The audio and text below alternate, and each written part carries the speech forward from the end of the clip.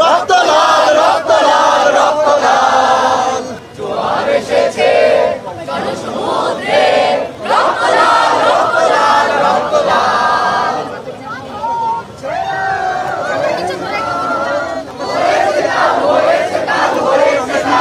আমাদের যে ভাইরা যে বোনগুলো মারা যাচ্ছে, যে ভাইটা মারা গেল, দেখেন যদি আপনি সুস্থ স্বাভাবিক মানুষ হন, আমরা রাত্রেবেলা ঘুমাতে পারবেন না।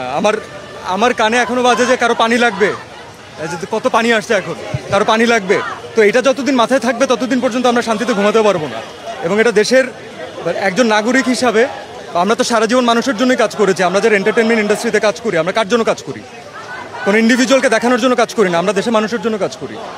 তো আজকে তাদের যে ছাত্ররা, যারা ইয়াংরা, যারা হচ্ছে আমাদের মেইন অডিয়েন্স, যাদের আমাদেরকে প্রয়োজন, আমরা যদি তাদের সাথে না দাঁড়াতে পারি তাহলে আসলে কেন কাজ করলাম? এর থেকে কাজ না করা ভালো, অন্য কোনো কিছু করা বেটার। এবং এই বাচ্চাগুলো কোনো অনৈতিক দাবি রাখে নাই যে তাদেরকে এভাবে করে প্রাণ হারাইতে হবে।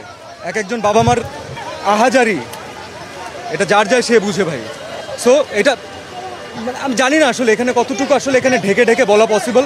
আমি কোনো ঢেকে কোনো কথা বলতে চাচ্ছি না আসলে। আর এটা এর বিচার যতদিন পর্যন্ত না হবে ততদিন পর্যন্ত বাংলাদেশের কোনো মানুষ শান্তি পাবে না।